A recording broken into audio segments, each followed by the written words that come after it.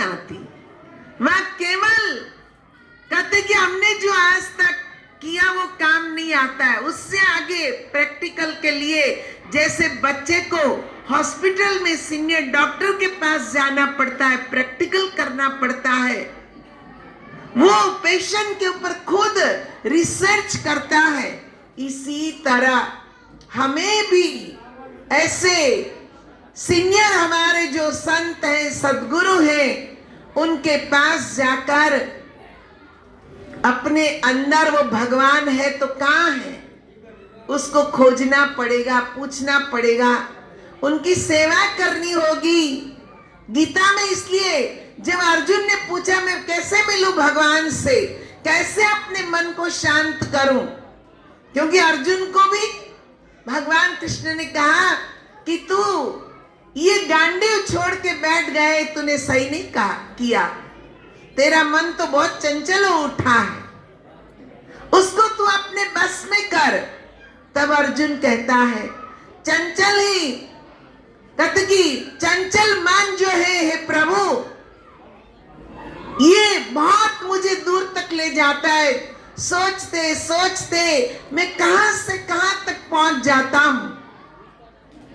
चंचल ही मन कृष्ण प्रमार्थ बलवदृढ़म, कहते कि ये बहुत बलवान है, हे कृष्ण कैसे मैं इस मन को बस में करूं, जैसे पवन की गठरी नहीं बांधी जा सकती, इस तरह मैं अपने मन को भी एकाग्र नहीं कर सकता, मन को बांध नहीं सकता। तब भगवान कृष्ण ने कहा असंशय महाबाहो मनोर्दुर्निग्रहम चलम अभ्यास संतु कौन्तेय वैराग्यं च गृह्यते। हे अर्जुन, बात तो तेरी सत्य है, असंशय महाबाहो, कि उसमें कोई संशय नहीं कि मन को कंट्रोल करना मुश्किल है। हे अर्जुन, मुश्किल है पर असंभव नहीं है, उसको संभव कर सकते हैं, मन को बस में कर सकते हैं, पर कैसे? अभ्यास से तो कौन्तेय, क्या है कौन्तेय, तो अभ्यास कर, अभ्यास और वैराग्य के द्वारा मन को बस में किया जा सकता है। तो किस चीज का अभ्यास करे? किसी शास्त्र का अभ्यास करे? नहीं, शास्त्र तो हमने पहले ही पढ़ लिए, पर अभ्यास ये करना है। जहां जहां जब देखो आप, कभी कोई कहता है कि मन को शांत करना है, ध्यान में बैठ जाओ। अभी मैं सूरत से आ रही हूं, वहां एक बच्चा मेरे पास आया 12-13 साल का, कहने लगा मैं ध्यान तो करता हूं, पर थोड़ी देर में मन पता नहीं कहां से कहां चला जाता है। अब देखो 12-13 साल का बच्चा, अभी पढ़ने की उम्र है, उसको भी पता चल रहा है कि मन भाग रहा है। कहते हैं वैसे पता नहीं चलता है कि मन कहाँ है, पर ध्यान में बैठते हैं तो पता चलता है कि मन भाग रहा है। मैंने कहा क्या भाग रहा है, क्या आता है? कहते बहुत सारे विचार आते हैं। तो मैंने कहा मन कहाँ है? वो सोच के बताता है कि शायद ये विचार ही मन है। मैंने कहा ठीक समझा तू, हमारे विचार ही मन है, एक के बाद एक के बाद। जैसे आप बैठो, पूजा में बैठो, माला घुमाने बैठो, तो दुनिया भर के विचार आते हैं, कभी ना सोचा हो वैसे विचार आते हैं। आते हैं कि नहीं? अपने आप बैठे होंगे आप तो कुछ भी नहीं आएगा, पर आंख बंद करी क्या, या मन में संकल्प किया कि कुछ मंत्र जपू, तो मन में और विचार आने लगते हैं। ये विचार ही मन है, और यही हमें दौड़ाता रहता है, कहां से कहां ले जाता है। इस मन को कहते कि बस में करना है। जहां जहां भाग रहा है वहां से हटाकर अंदर की जो शक्ति है उसमें जोड़ना है। इसलिए जिस 4 धाम की मैंने बात की, 4 युग की बात की, हमारे संतों ने कहा सदगुरु के पास जाते हैं तो भी 4 आश्चर्य ही दिखाते हैं, 5वां आश्चर्य कोई नहीं दिखाते। 4 आश्चर्य की बात करी। मीरा कहती है मैं हरि से मिलूं कैसे जाए, गली तो चारों बंद पड़ी। वहां पे भी 4 की बात आई कि चारों गली बंद है, मैं भगवान से कैसे मिलूं। देखिए हम हनुमान चालीसा पढ़ते हैं, तो हनुमान चालीसा में जो वंदना हम पहले बोलते उसमें क्या आता है? श्री गुरु चरण सरोज रज, निज मन मुकुर सुधार, बरनौ रघुवर विमल यश, जो दायक फल 4। वहां पे भी 4 फल की बात आई कि मैं अपने गुरु के चरण कमलों में मस्तक झुकाता हूं, क्योंकि उन्होंने मेरे मरकट जैसे बंदर जैसे मन को सुधार दिया। कैसे? जो दायक फल 4 फल दिए। अब देखिए गुरु नानक देव जी कहते हैं उनकी बहन नानकी कि तीरथ गई मैं नानका, मन चंचल चित चोर, गई थी मैल उतारने 10 मन लाई और। कहा मैं तो मन हूं, ये मेरा चंचल मन है, उसको सुधारने गई थी, पर वहां से 10 मन और मैल चढ़ा के आई। क्योंकि मैंने सुना था संतों के द्वारा कि तीर्थ नाए 1 फल, संत मिले फल 4, सदगुरु मिले अनेक फल, कहत कबीर विचार। कहा मैंने ऐसी वाणी सुनी थी कि तीर्थ में नाव तो 1 फल मिलता। मैंने सोचा चलो मन की शुद्धि हो जाए, मन की नहीं तो शरीर की भी हो जाए। पर कहते और 10 मन मैल और ऊपर चढ़ा के लाए। पर क्या संतों के पास जो 4 फल मिलते हैं उन संतों का संग नहीं किया? तीर्थ में तो गए पर अपनी मन मर्जी से घूमते रहे। हमारे पहले के लोगों के अंदर ये भाव होता था कि तीर्थ में जाना है तो प्रभु से मिलना है, प्रभु के दर्शन करने हैं। आज लोगों का भाव क्या हो गया है? अरे चलो उत्तराखंड तो कितना सुंदर है, कितनी सुंदर पहाड़ियां हैं, कितने सुंदर कहते कि वहां नदियां बह रही है, खूब आनंद आएगा, हनीमून वही करने जाते। बताओ भाव बदल गया। कहा तो भगवान को मिलने का भाव होना चाहिए, वहां अपने भाव को बदल दिया और वहां पे भी जाकर सारी सुविधाएं चाहिए। तीर्थ में गए और भोजन का सही नहीं मिला तो कष्ट। कई लोग यहाँ गुजरात से जाते हैं, मैं उनसे पूछती हूँ 4 धाम गए कैसा लगा? अरे बड़े परेशान हो गए, पहाड़ गिर गया, वहां फंस गए, खाने को नहीं मिला, वहां में लूट लिया। अरे तुम वहां यात्रा के लिए गए हो, भगवान के दर्शन के लिए गए हो। इंग्लिश में यात्रा को बोलते सफर, बोलते ना सफर।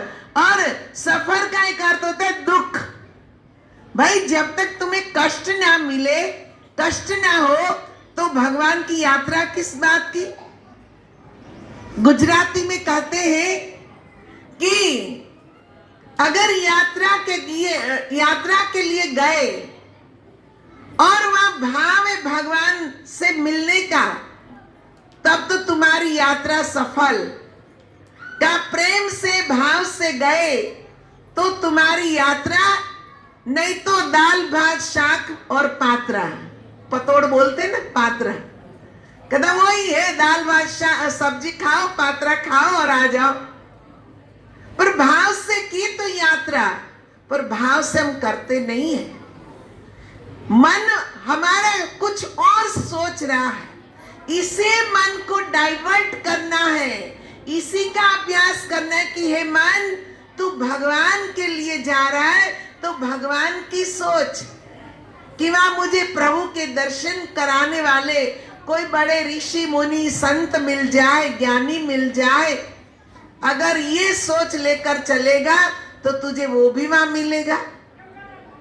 हमारे देखे माननीय प्रधानमंत्री जी नरेंद्र मोदी जी, ये प्रधानमंत्री बनने से पहले, सीएम बनने से पहले वहीं हिमालय में गए थे। कहते अपने गुरु जी के साथ रहकर 3 साल उन्होंने कठिन तपस्या की, ध्यान किया। तो उनको मिला तो क्या हमको नहीं मिलेगा? दूर की बात कहां करने जाए, वो तो हमारे सामने ही है, प्रमाण के रूप में है कि आज कितना विरोधाभास उनके आगे पीछे, फिर भी वो सक्सेस जा रहे हैं। क्योंकि उनका भाव क्या है कि ये पूरा देश मेरा है। देश में हर रहने वाले हर एक इंसान के अंदर परमात्मा है और मैं उसी को देखता हूं। जब वो सीएम भी नहीं बने थे तब हमारी एक छोटी सी मुलाकात हुई थी, वो मुझे याद है। और तब उन्होंने ये कहा था, मैं तो इतना ही जानता हूं अपने गुरु जी के सानिध्य में रहकर कि हर एक व्यक्ति के अंदर, हर एक जीव के अंदर परमात्मा विराजमान है। बताओ कितनी बड़ी सोच थी। और वही सोच उनको इतने उच्च पद पर ले गई। तो कहा सोच ऊंची बनाओ, अपने विचारों को ऊंचा बनाओ। महान विचार तभी बन सकते हैं जब आप महान पुरुषों के संसर्ग में रहते हैं, उनका सत्संग करते हैं, उनके सानिध्य में रहते हैं। तब हमारे विचार धीरे धीरे महान बनने लगते हैं, हम महान कार्य को करने लगते हैं। डायरेक्ट हम महान नहीं बन जाते, पर शुरुआत जमीन से होती है, एक छोटे रूप से होती है। आज आप सब ने मिलकर एक कहते कि कार्य की शुरुआत की है।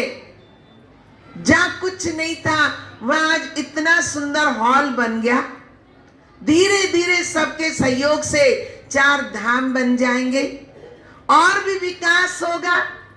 और भी कहते कि बहुत सारे हमारे सभी कार्यकर्ता गण देशीय मित्र मंडल के सभी जो कार्यकर्ता हैं, उनका एक विचार है कि स्कूल बने, वृद्धों के लिए हम कुछ करें।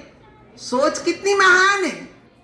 अगर सोच महान है तो उसमें परमात्मा भी हमारा सहयोगी बनता है, परमात्मा भी हमें साथ देता है।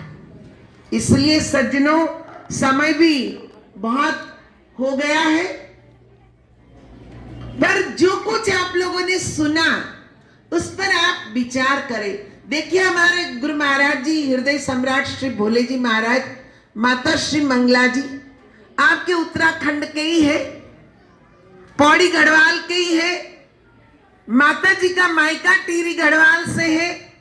उन्होंने शुरुआत एक छोटे से रूप से करी, सेवा का कार्य शुरू किया और आज कितना बड़ा रूप धारण किया। पूरे भारतवर्ष के 28 राज्यों में उनकी सेवाएं चलती है। हंस फाउंडेशन जो है वो सेवा का ही काम करता है। कितनी बड़ी हॉस्पिटल सतपुली में बनी है, मुझे भी वहां जाने का मौका मिला है। मैंने देखा बहुत सुंदर हॉस्पिटल वहां बनी है, इतनी सुंदर व्यवस्था है। वहां जाके ऐसे नहीं लगता है कि आप हॉस्पिटल में आ गए।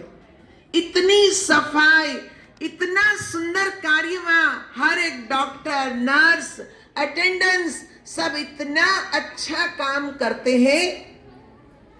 वहां बाहर से डॉक्टर आते हैं, उन डॉक्टरों के लिए रहने की सुविधा, नर्सों के लिए रहने की सुविधा, कोई ऐसे पेशेंट है उनके लिए भी सुविधा। पूरे उत्तराखंड के हर एक ब्लॉक में कहते कि विद डॉक्टर और कहते कि फार्मासिस्ट उनके साथ हर एक ब्लॉक में हर हफ्ते एम्बुलेंस जाती है।